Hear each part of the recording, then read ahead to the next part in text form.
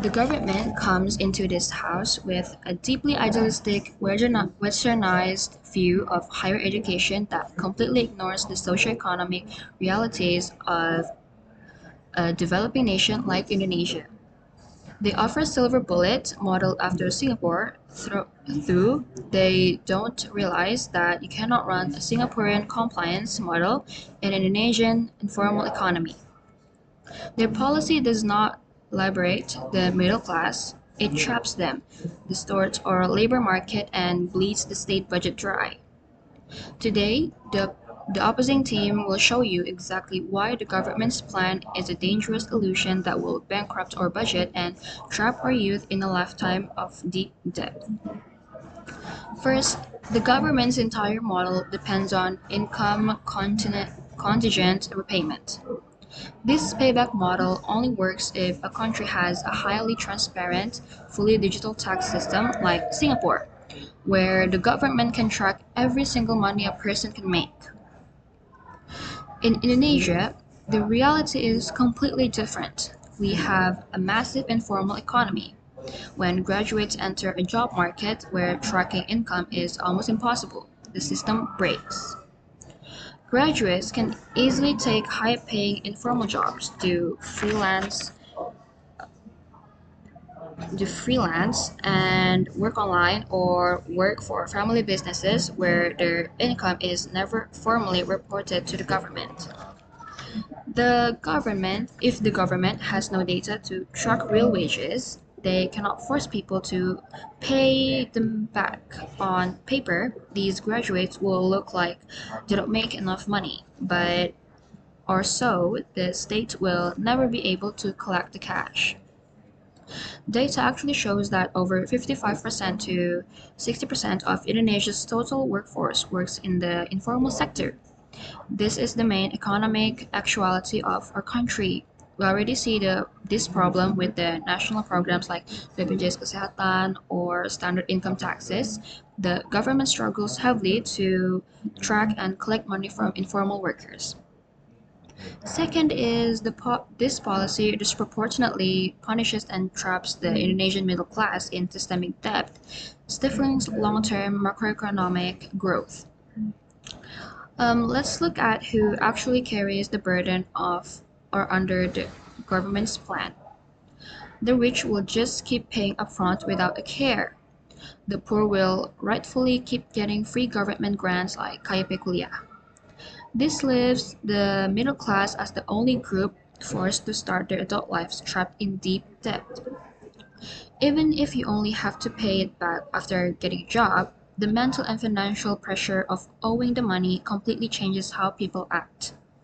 When young graduates start their careers in negatives, they hit a financial wall. They are forced to focus on clearing their debt instead of building wealth. This means they put off major life milestones. They won't buy homes, they will refuse to take risk to start small businesses, and they will drastically cut down their everyday spending in local economy. We do not need to guess what happens here. We shall look at global precedents. In nations where student debt became the norm, youth home ownership plummeted, and the age for starting families or businesses delayed by nearly a decade. In Indonesia, where middle-class consumption is the primary driver of our GDP, a sudden drop-off in domestic spending directly causes economic stagnation. Instead of elevating the middle class, the government effectively penalizes them for being the middle class, trapping the very engine of our economy in multi-decade financial chokehold. The third argument is forcing graduates to stay and work in Indonesia under legal bond is a form of state control that lowers wages and ruins productivity. The government thinks that forcing graduates to stay in Indonesia stops brain drain. In fact, it breaks the job market by legally forcing thousands of specialized graduates to stay in the local market at the exact same time. You create too much supply. Basic economics tells us that when there are too many workers and not enough jobs, companies will have no reason to compete. This drives down the wages for everyone. Furthermore, working abroad is not a bad thing. It is a massive boost for our economy. When a brilliant Indonesian tech graduates and get a job in Silicon Valley or Singapore, they'll learn world-class skills, build global networks, and send massive amounts of money back home to their families. Developing countries thrive on money sent home from abroad. When we let our highly skilled people work overseas, they inject billions directly back into the Indonesian economy. Years later, they return as top industry leaders, forcing a graduate to reject a high-paying job abroad just to work an underpaid local job because of a legal bond is bad for the economy.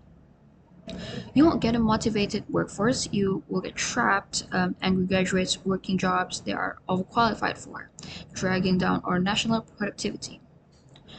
And the last argument is that the government actually assumes that getting a university degrees means you'll get a decent job and it signifies the ability to pay debts. The opposing team disagree with it because it is a flawed causal chain. Indonesia does not have a shortage of degrees. It actually has a shortage of high-skilled jobs. We have seen thousands of university graduates that are still underemployed or unemployed. For example, the driving ride shares. If this policy passes, universities will massively expand enrollment only to capture government loan money. This lowers the quality of education and floods the market with degrees, making a bachelor degree completely worthless. The outcome will be the government ends up paying for million degrees that the job market doesn't need. And because graduates can't find high-paying jobs, they will never cross the income threshold to pay the government back.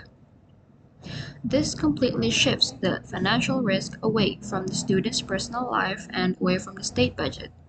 It places the risk into big private companies that actually save the money and need workers. It fills the job market accurately, guarantees employment, and keeps our entire youth entirely debt-free. For all these reasons, the government model must fall. I'm proud to oppose.